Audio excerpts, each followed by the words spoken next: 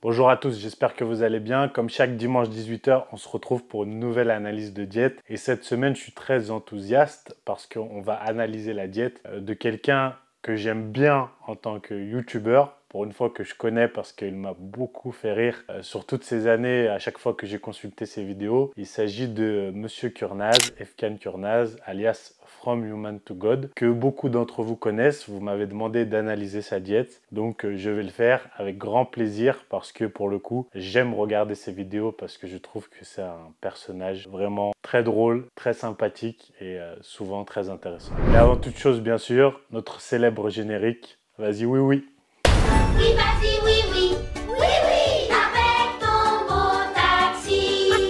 Juste une dernière chose avant de commencer, petit disclaimer comme d'habitude, il ne s'agit que et uniquement que de l'analyse de cette vidéo spécifique qui s'appelle Sèche extrême 89 kg sur la balance, ma journée complète, que From Human to God a publié il y a 7 mois. J'en ai pas trouvé de plus récente sur YouTube et c'est celle que vous m'avez partagée. Donc on ne va analyser que ce qu'il y a dans cette vidéo et on ne va parler que de diète. On s'en fiche de tout le reste. À chaque fois, certains d'entre vous viennent dans les commentaires à parler parfois de dopage ou d'autres sujets. C'est pas le propos, c'est pas une attaque, un jugement personnel de ce qu'il est, ni professionnel, ni de ses compétences, mais uniquement que de ce que l'on voit et ce que l'on entend dans la vidéo et que sur la partie diététique. Sachant que là, c'est une longue vidéo d'1h12, donc forcément, je vais isoler des parties qui parlent de diète sans prendre en compte tout le reste, sinon ce sera hyper long. Tenez bien en compte ça à chaque fois, s'il vous plaît, et soyez respectueux dans les commentaires. Bien sûr qu'à chaque fois qu'il y aura une insulte ou un propos dénigrant inutile sur l'influenceur en question, ici From Human to God, vous serez supprimé, banni, ou en tout cas, vous aurez affaire à moi. Allez, on y va. Je pense qu'on va beaucoup rire. Enfin, moi, en tout cas, j'aime beaucoup son humour. Et je trouve que c'est, en termes de jeu d'acteur, d'acting, c'est le meilleur du feed game. Vous le dites parfois que je suis bon, mais lui, c'est le maître. C'est un vrai acteur. Je pense qu'il pourrait vraiment faire du cinéma. Et ce qui est agréable, c'est qu'il s'exprime très bien, avec une très bonne intonation. Voilà, c'est très agréable à écouter, je trouve. Mais regardez qui voilà, les enculux. Fuck yeah! Ici le maître kebabier et nous sommes partis pour une nouvelle journée vlog. Bon, là, ce qui est bien par rapport à d'habitude, c'est que sur certaines analyses, c'est qu'on a son poids exact, donc il pèse 89 kg, et son objectif, c'est une sèche extrême. Il montre qu'il a déjà un certain taux de masse grasse, on voit ses abdominaux, donc il n'est pas gras à ce stade, il cherche à pousser plus loin la sèche. Donc c'est quelque chose qu'on va prendre en compte quand on va analyser la diète, les taux de lipides, de glucides, etc. Parce que forcément, quand vous avez déjà un certain taux de masse grasse et que vous cherchez à aller plus bas, ça va impacter le ratio de vos nutriments et le nombre de calories que vous allez consommer. Plus vous êtes sec, plus si vous voulez aller loin, il va falloir pousser le déficit. En ce moment, je fais beaucoup d'insomnie. Et à 3 h du matin, je suis là comme un fou. La nuit, je n'arrive plus à dormir. Maintenant, mon corps arrive à dormir seulement les matins. Voici mon petit déjeuner les poteaux. Alors que je sois en épopée, en odyssée, semaine 1, 4, 5, 8, ce que tu veux, mon petit déjeuner reste identique.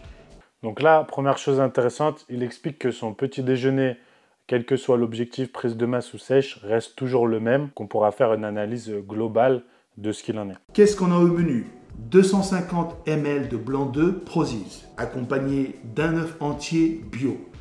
À côté, je me coupe 300 à 400 grammes de pastèque quand la saison s'y prête. En l'occurrence, là, on est en été. C'est un petit kiff, la pastèque de bon matin, avoue-le. Et tu sais que ça, tu peux en manger. C'est quasiment que de l'eau, une pastèque. Donc, ce n'est certainement pas ça qui va ruiner ta sèche. Et puis à côté, je me fais un bol de flocons d'avoine, 70 grammes avec des protéines Puffies par-dessus. Ça aussi, ça vient de Prozise, c'est délicieux.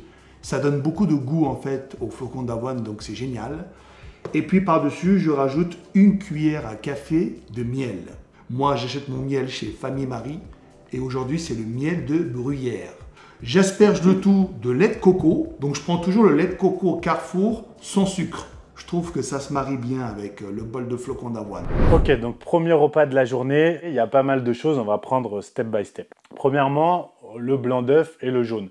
J'ai expliqué dans la vidéo précédente de Julien Quagliarini que effectivement, si on cherchait à avoir un apport plus bas en lipides parce qu'on va les apporter par d'autres sources, on ne peut consommer que le blanc. Maintenant, le jaune d'œuf, lorsqu'il est de qualité, est une des meilleures sources de lipides qui soit et de micronutriments. Donc, je conseille quand même de manière générale à privilégier, si vous aimez, gustativement parlant, le jaune d'œuf dans vos choix alimentaires en termes de graisse parce que c'est certainement l'une des meilleures. Ensuite, pour le reste, bon, pas de problème, le blanc d'œuf en bouteille, pas de souci. Bien sûr, on prend en compte dans cette vidéo qu'il est sponsorisé par Prozis comme Julien Quagliarini. Donc voilà, il y aura pas mal de produits Prozis, mais c'est normal, c'est le jeu. Et en soi, ils ont sûrement des produits de très bonne qualité, d'autres moins. Pour ça, pour le coup, je ne connais pas, donc je ne peux pas vous dire. Et puis, je suis concurrent, commandé sur AW Trainer. Je vous mets le lien en dessous. Voilà. Après, il prend des flocons d'avoine. Flocons d'avoine, on a parlé 1000 fois. Très bien. Si vous voulez digérer, aucun problème sur ça. C'est pas le must du must des céréales, contrairement à ce qu'on pense, mais c'est très bien. Ensuite, il prend les protéines Puffies. Là, pareil, je vous renvoie à la vidéo précédente où j'expliquais que ce n'est pas parce qu'un produit est protéiné, a un ajout de protéines, qu'il est forcément sain et diète. Là, en l'occurrence, je mets un bémol parce que je ne connais pas ce produit. Donc, comme d'habitude, je vous dirais, lisez la liste des ingrédients. Au-delà du nombre de calories, glucides, protéines, lipides, la première chose qui compte, c'est de quoi est composé l'ingrédient. Ensuite, si vous validez, vous regardez calories, glucides, protéines et lipides. Lait de coco, très bien, sans sucre ajouté, aucun problème. Le miel, très bien, on en a pas trop parlé, je crois, dans les analyses de diète. Le miel est un très bon apport en glucides, en fructose, un petit peu comparable aux fruits en termes de valeur énergétique. Cependant, il y a une particularité, c'est que énormément de miel sur le marché contiennent du sucre et sont malheureusement parfois reconstitués chimiquement en laboratoire. En fait, ce n'est pas du miel, il y a énormément d'arnaques au niveau du miel, donc c'est très compliqué, notamment en grande surface, de trouver du miel de qualité. Et aujourd'hui, c'est le miel de bruyère. Il semble présenter un miel qui serait acheté en local. En général, effectivement, c'est une valeur plus sûre. Alors même si quelqu'un localement pourrait monter une arnaque, ça n'empêche pas.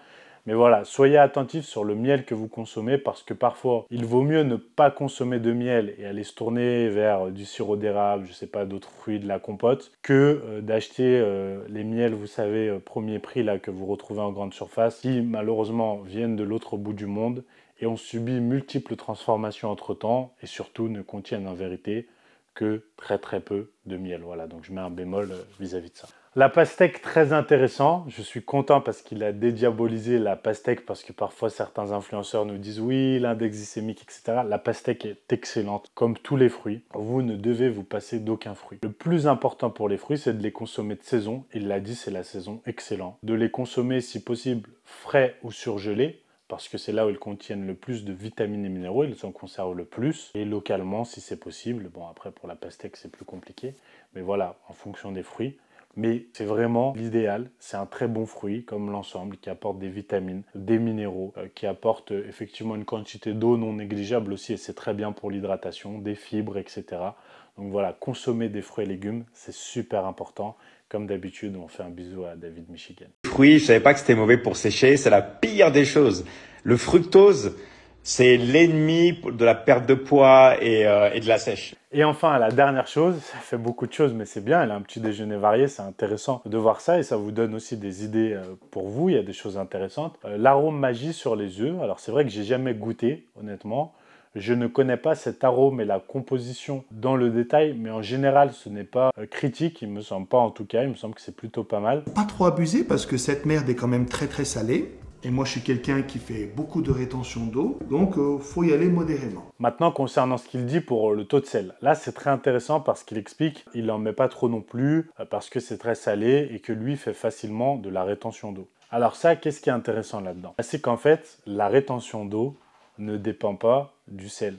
En tout cas, pas du sel uniquement. C'est un facteur dans toute l'équation. C'est un petit peu comme l'explication que j'ai fait dans la vidéo sur Théo Le Guerrier sur la glycémie, où tout le monde vous dit attention à l'index glycémique, ça fait monter la glycémie, ça fait des pics d'insuline. Non, c'est multifactoriel. Et bien pour la rétention d'eau, c'est pareil. Déjà, il faut savoir que le sodium va toujours de pair avec le potassium, équilibre le potassium. Ici, on est sur un petit déjeuner où quand il ajoute son arôme magie et il consomme du coup du sel, eh bien à côté, par exemple, il y a la pastèque, qui est un fruit qui va contenir du potassium. Et il faut savoir que la pastèque contient beaucoup de potassium. Donc par exemple, ça va parfaitement équilibrer, tamponner l'effet du sel s'il en avait un négatif sur la rétention d'eau, le système cardiovasculaire, etc. Ça va créer un équilibre qui est parfait. Et même dans ce type de repas, c'est intéressant d'avoir ajouté du sel, justement. Ça crée un bon équilibre à ce niveau-là. Et après, c'est aussi multifactoriel sur d'autres choses, sur le système hormonal. Il y a plein d'hormones différentes et d'équilibres hormonaux qui vont favoriser ou non la rétention d'eau. Ça va se jouer sur la qualité de votre alimentation. En général, le taux de glucides que vous consommez, plus vous consommez de glucides, plus vous pouvez être sujet à la rétention d'eau, qui n'est pas d'ailleurs un phénomène forcément négatif. La chaleur, la circulation du sang, c'est vraiment multifactoriel et donc quand on fait de la rétention d'eau, on y est vraiment sujet et que c'est vraiment un problème, il faut vraiment prendre les choses dans son ensemble et toutes ses habitudes pour voir d'où ça vient. Parce que par exemple, boire trop peu d'eau est un gros phénomène qui peut déclencher la rétention d'eau si on n'est pas suffisamment hydraté au quotidien, si on manque de sodium, etc., etc. Voilà, il y a plein de choses qui peuvent jouer, donc n'ayez pas peur du sel pour finir. La petite collation juste avant d'aller s'entraîner, il prend un checker de whey native. Bon, pas de problème, hein. Comme je dis toujours, la meilleure whey, bon, c'est celle déjà qui n'est pas une arnaque blindée de sucre comme on a vu avec les tests Nutri-Control. Mais ensuite, c'est celle que vous digérez le mieux et dont le goût vous convient le mieux. Voilà, isolate, native ou non. Bon, après, il faut voir si vous avez des analyses, c'est mieux. L'idéal, si vous ne voulez pas vous faire arnaquer, avoir de la whey de qualité, vous allez sur www.awtrainer.com. Vous utilisez le code promo Anthony10. Grâce à ça, vous allez nourrir mes enfants. Les pauvres, voilà. Les problèmes commencent. Ça, c'était la partie amusante de l'entraînement, mon ami. La muscu, tu sais, c'est toujours fun, hein. Par contre, le cardio, moi, personnellement, je ne suis pas très fan. Bon, là, il reprend un checker de whey après l'entraînement et puis il va faire son cardio. C'est intéressant. Est-ce qu'il est nécessaire de prendre de la whey avant, après l'entraînement? On n'en a pas parlé. Alors, déjà, c'est une très bonne chose de le faire. Est-ce qu'il faut le faire, ne pas le faire? En fait, amener des protéines avant et après l'entraînement, c'est une bonne chose. Maintenant, est-ce que c'est nécessaire avec de la whey? Forcément, non. En fait, ce qui compte, c'est d'avoir un apport en protéines suffisant dans la journée de manière générale et puis après autour de l'entraînement. Pourquoi? Pour favoriser la performance, pour favoriser l'anabolisme. Effectivement, c'est intéressant. Est-ce qu'il faut courir tout de suite après la séance pour prendre son shaker dans les 30 minutes où c'est la catastrophe?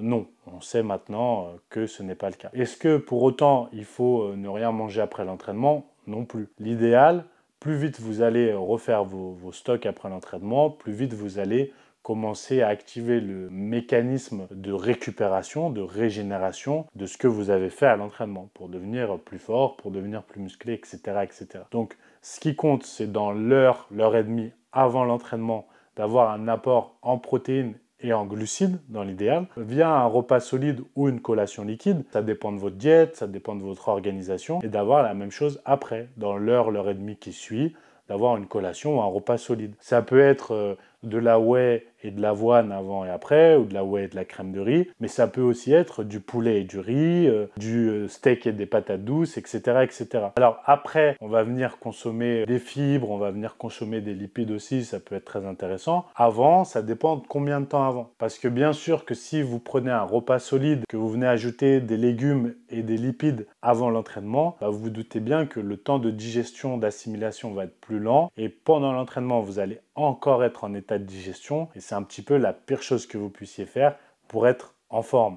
Parce que quand le sang afflue vers votre estomac pour digérer, vous savez dans quel état vous êtes. Après un gros repas, on a plus envie de faire la sieste que d'aller travailler ou s'entraîner. Donc ça vous donne un repère pour savoir ce qu'il faut faire. Et il y a toujours un juste milieu entre aller s'entraîner à jeun, ce qui n'est pas l'idéal pour la performance et la progression long terme, et aller s'entraîner le ventre trop plein en état de digestion. Bon, très intéressant, il explique qu'il est à sa 12e semaine de régime, que c'est la semaine la plus hardcore, et donc que ce qu'on va voir est adapté à l'état dans lequel il est. Pour autant, je pourrais donner mon avis si je trouve qu'avec son taux de masse grasse et son poids de corps actuel, c'est pas trop bas et on n'aurait pas pu mieux faire. C'est que mon avis, attention, on va voir. Fin de séance les gars, je suis complètement capoute. C'est l'heure de manger. Donc comme tu peux le constater, le repas est assez maigre. Nous avons 150 g de poulet, un sachet de konjac, ça fait 200 g, et puis 200 g de tomates cerises. Alors ça peut faire peur, oui, je comprends, mais comme je te l'ai dit en introduction de cette vidéo, là je suis vers la fin de ma prépa, donc j'en suis à la 12e semaine, c'est la semaine la plus hardcore, donc je dois rentrer dans le rouge pour dégager les derniers kilos restants. Là, par exemple, il explique qu'il a coupé les glucides à ce repas. Il y avait du riz les semaines d'avant, mais là, pour perdre maintenant les derniers kilos, il a coupé le riz. Je te rassure, les semaines précédentes, l'assiette était quand même beaucoup plus garnie et surtout, il y avait du riz. Donc là, il consomme konjac, poulet, huile de noix et tomates cerises. Donc tomates cerises, konjac, ok. En gros, c'est légumes, globalement, le konjac. Le principal intérêt du konjac, c'est que c'est très peu calorique, que ça cale parce que ça amène beaucoup de fibres, même si ça a un peu de goût, voilà, il faut le cuisiner. Donc ça peut s'apparenter aux légumes, il faut le visionner de cette manière-là. Au final, c'en est un quasiment. Le poulet, bon, on va pas en parler. L'huile de noix, très bien. Très bonne source de lipides. Donc là, c'est intéressant, il y a des lipides. Après, l'absence de glucides, j'attends pour me prononcer, de voir le total de glucides sur la journée, parce qu'il y en avait au premier repas. Là, il n'y en a pas après l'entraînement. Moi, je pense que c'est une erreur, déjà. C'est une erreur, pardon. Je vous expliquerai pourquoi à la fin, quand je ferai l'analyse totale de la journée qu'on a vue. Mais là, déjà, c'est une erreur, surtout au stade de sèche où il en est, pour aller plus loin. C'est pour ça que là, oui, c'est un peu extrême, ça peut faire peur, mais c'est comme ça. Quand tu veux enlever les petites bouillies qui restent, bah voilà, faut vraiment aller dans le rouge, mon pote. Par contre, il a totalement raison quand il dit que pour aller plus loin dans la sèche et être vraiment sec, il faut se mettre dans le rouge, il faut être en déficit. Attention, il a totalement raison. Je parle plus des choix qui vont être faits stratégiquement à ce niveau-là. Est-ce que c'est vraiment les glucides qu'il va falloir couper ou baisser plus ailleurs, jouer différemment, etc. Mais il a totalement raison sur le fait qu'il faut se mettre dans le rouge. On le voit, il s'entraîne, il fait le cardio, il mange peu de calories. Ça, c'est normal. Il n'y a pas de secret pour le coup. Et stéroïdes ou non, ça ne change rien. Je mets 25 grammes. Pas par repas, mais pour le repas donc qui suit l'entraînement. Donc je rappelle, les bonnes graisses sont excellentes pour la santé. Bon, très bien. Il met 25 grammes d'huile de noix sur ce repas. Donc ça fait une dose conséquente de lipides. Et c'est une bonne source de lipides, donc ça me fait plaisir de voir ça. Autre chose que de l'huile d'olive, que de l'huile de coco qu'on voit toujours, de l'huile de noix, plus de qualité, 25 grammes. Bravo Efkan. Ouais, je bois de la Salvetta. Donc je bois pas de boisson gazeuse. Je bois juste de l'eau gazeuse à mes repas. Parfois je bois de l'eau plate. Et puis ça va bien comme ça. Très intéressant, il montre qu'il boit de la Salvetta. Alors, même s'il n'a pas donné les détails de pourquoi, et peut-être que lui ne la boit pas pour ça, mais je vais vous expliquer pourquoi c'est intéressant de boire de la Salvetta ou de la Kézak par exemple. Souvent, vous êtes très préoccupé par ce que vous appelez l'acidité. Le sang va devenir acide, mon pH va être acide, etc. etc. Bon, Dieu merci, votre sang ne va pas devenir acide, sinon je ne donnerai pas cher de votre peau. Mais il faut bien comprendre qu'effectivement, nous pouvons avoir des habitudes alimentaires qui vont tendre à modifier légèrement, mais c'est déjà un peu trop pour la santé, l'équilibre acido-basique que l'on a. C'est-à-dire, je m'explique, consommer des aliments qui sont légèrement acidifiants, donc par exemple les céréales, la viande, etc., à des quantités importantes par rapport aux aliments plus basifiants, donc fruits et légumes que l'on va consommer. Et l'un des meilleurs moyens de venir rééquilibrer ce calcul-là, c'est d'aller ajouter par exemple du bicarbonate de potassium. On peut effectivement, comme certains le font, en prendre en complément alimentaire, l'ajouter dans l'eau, etc. Le problème, c'est qu'il faut commencer vraiment à de petits dosages, augmenter progressivement. Et même comme ça, c'est compliqué de le faire parce que ça apporte pas mal de désagréments. Mais consommer des boissons gazeuses comme ça, qui contiennent naturellement du bicarbonate de potassium à des dosages relativement bas, suffisamment en tout cas pour qu'il y ait vraiment des désagréments, mais assez haut pour qu'il y ait des bénéfices si on le fait quotidiennement, c'est-à-dire on boit une bouteille par jour par exemple de Kézak, de Salvetta, une bouteille d'1 litre, on l'a toujours avec soi, on la boit, c'est super bien, c'est une superbe habitude. Et regardez, je ne vous mens pas, en direct live, c'était pas préparé, Jean peut témoigner, je n'ai pas regardé la vidéo d'Efkan. J'ai une bouteille de Kézak juste là. J'en ai toujours, Kézak ou Salvetta. Voilà. Donc sachez qu'en plus de la consommation de fruits et légumes, ça ne remplace pas. C'est une excellente habitude. Après, si vous n'aimez pas du tout, vous n'aimez pas du tout. Mais quand vous achetez une eau gazeuse, regardez qu'elle soit naturellement riche en bicarbonate de potassium. Paolo Coelho, l'alchimiste. Mais je crois que c'est un best-seller. Hein. Moi, c'est Miguel qui me l'a donné. Petite parenthèse hors sujet, mais le livre qu'il lit là à 1h00, l'alchimiste, très bien. Honnêtement, je vous le conseille. Les onculux de la mañana, c'est l'heure de la collation. Et qu'est-ce qu'on a au menu? Eh ben pas grand-chose, figure-toi. On va se faire un shaker de whey native, accompagné de 2 gélules de Burn Next, gamme Phasertech, je t'expliquerai c'est quoi après. Et puis, 3 scoops de créatine.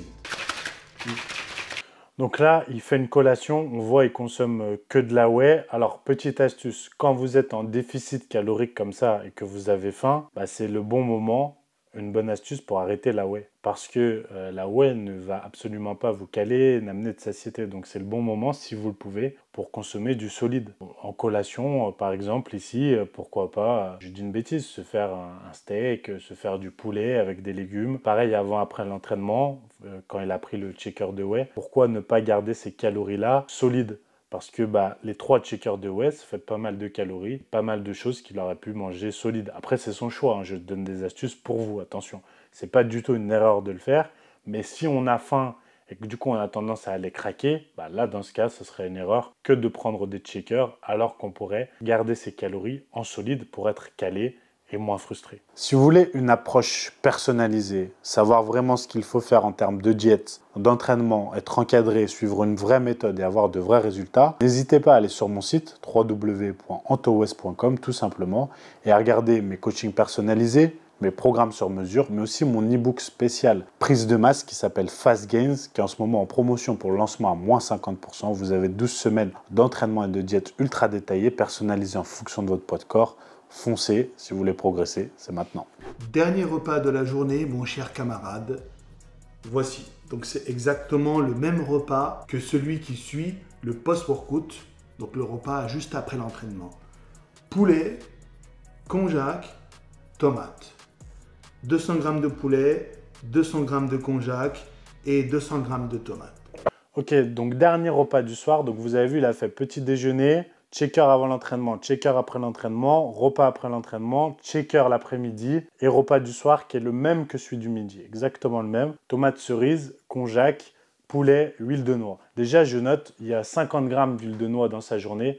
Niveau lipides, il y a des gélules d'oméga 3, il y a un jaune d'œuf le matin. Donc niveau lipides pour 89 kg à ce stade de sèche, c'est très bien. Je le dis, c'est très bien. Est-ce qu'au lieu de 50 g d'huile de noix, oui, on aurait pu amener d'autres sources de lipides? Effectivement, mais c'est très bien. Voilà, faut pas chipoter. Très bien niveau lipides. Niveau apport en protéines, on a 3 shakers de whey. Si vous la digérez bien, vous la tolérez bien, très bien. On a blanc d'œuf, jaune d'œuf le matin. On a des protéines dans les protéines Puffies. On a du poulet 2 fois. Bon, il n'y a pas de problème spécifique non plus à ce niveau-là. Niveau fruits et légumes, on a de la pastèque le matin. On a tomate cerise midi et soir. On a konjac. Alors là, effectivement, il aurait été intéressant, plutôt que des tomates cerises, par exemple le soir, de faire varier un peu plus les légumes. Mais on n'est que sur une journée. Encore une fois, on chipote. Par rapport à beaucoup de vidéos qu'on voit, l'apport à ce niveau-là, il est intéressant, il est intelligent et c'est sain. Voilà.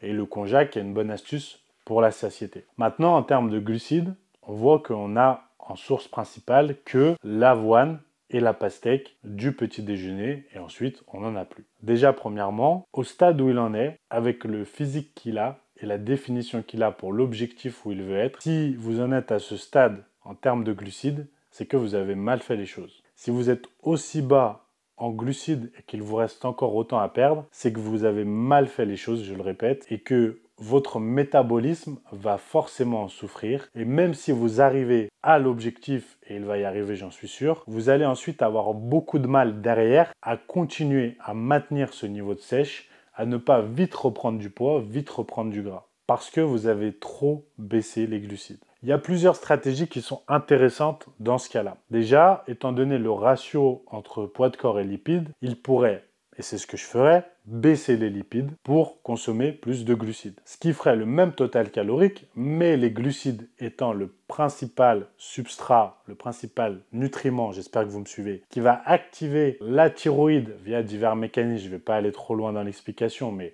j'ai plein de vidéos où j'explique ça plus en détail. Vous allez brûler plus de calories. Donc il va sécher plus facilement, il sera moins fatigué, plus performant à l'entraînement, donc c'est intéressant. En termes de protéines, je pense aussi qu'il est un peu haut par rapport au stade où il en est et au nombre de glucides du coup qu'il a, et en baissant un peu les protéines pour augmenter les glucides, au final il consomme plus de glucides, donc son corps va plus épargner les protéines, parce qu'il y a un total qui est plus intéressant, et il pourra encore une fois avoir un peu plus de glucides. Il pourrait facilement, s'il fait ces deux choses, niveau lipides et protéines, doubler sa dose de glucides, et donc en remettre le soir dans le dernier repas. Pourquoi le soir? Vous allez vous dire, il est fou, il met les glucides le soir avant de se coucher. Oui, c'est une erreur totale en 2024, quand on fait une perte de poids, un régime, une sèche, de ne pas consommer de glucides dans le dernier repas avant de se coucher. Parce que l'on sait maintenant, de manière sûre et certaine à 3000%, que ce qui compte, c'est le total sur la journée. Que ce n'est pas parce que vous consommez 100 grammes de glucides à 8 h du matin ou à 8 h du soir que ça se transforme en graisse dans un cas ou dans l'autre. Ce qui compte, c'est le total calorique. Du moment où vous êtes en déficit, que vos macronutriments sont équilibrés et de qualité, c'est bon. Mais l'avantage du coup, dans ça, des glucides le soir, c'est que apporter des glucides le soir va aider à faire baisser votre taux de cortisol. Et là, tout se rejoint. Il a dit au début de la vidéo, on vous met l'extrait. En ce moment, je fais beaucoup d'insomnie. Et à 3 h du matin, je suis là comme un fou. Qu'il a du mal à dormir en ce moment, qu'il s'endort que sur le matin, que la nuit, il ne dort pas. C'est exactement les symptômes d'un cycle de cortisol perturbé, inversé, dû au fait qu'il est très haut le soir. Et l'alimentation, via ici l'apport en glucides le soir avant de se coucher, juste du riz, 100 g de riz, peut totalement changer ça. Si vous dormez mieux, votre métabolisme et votre système hormonal est meilleur. Si vous consommez plus de glucides, votre thyroïde est meilleur. Vous brûlez plus de calories, vous récupérez mieux, moins de gras, plus de masse musculaire, moins de frustration, vous séchez plus vite. Voilà, c'est un petit peu compliqué parce que, en vérité, si je devais tout expliquer sur ce point-là, je devrais prendre 1 ou 2 heures, vraiment. Donc, j'ai raccourci certains points, mais j'espère que vous avez suivi l'explication parce que vous le savez, j'aime pas faire comme certains, balancer une vérité comme ça sans justifier parce que je suis le premier à dire que vous ne devez jamais boire les paroles de quelqu'un et quand on vous dit quelque chose, il faut toujours qu'il y ait une explication derrière, que vous puissiez comprendre, analyser et peser le pour et le contre pour voir qui peut avoir raison, parce qu'on peut avoir diverses vérités, etc. Mais voilà, que vous ayez toujours la nuance dans les propos. Donc, c'est ce que j'ai essayé de faire là. Voilà pour cette vidéo. Donc, dans l'ensemble, je trouve que c'est une diète qui est saine, avec une bonne approche. Juste, si vous voulez sécher et que vous êtes à ce stade-là, bah, on a pu un peu voir diverses erreurs qui peuvent être commises et au final, qui peuvent être corrigées pour optimiser la sèche et atteindre plus facilement un résultat et peut-être même encore plus rapidement. En tout cas, dans l'ensemble, je tiens à dire que From Human to God est certainement l'une des personnes les plus influentes de notre milieu, mais aussi les plus positives, car il véhicule toujours une image très bien de notre discipline. Il ne fait jamais de clash. Je trouve qu'il est toujours bienveillant dans ses propos. Il y a beaucoup de disclaimers dans cette vidéo et ça, c'est top. Et au final, au vu de beaucoup qui font les pseudo-experts, eh bien, ses connaissances en termes de diète sont vraiment, je dirais, pas mal du tout. Donc voilà, c'était un plaisir de regarder et d'analyser cette vidéo. J'espère que vous aurez apprécié. N'hésitez pas à commenter, à partager. Merci à tous pour votre soutien. Si vous voulez que j'analyse d'autres diètes, bah, mettez-le en commentaire. Comme ça, j'ai des idées pour la prochaine vidéo. À cette heure-ci, je ne sais pas encore qui ce sera. Et je vous dis à bientôt pour un nouvel épisode. A plus, bye bye. Le fond l'en mord, le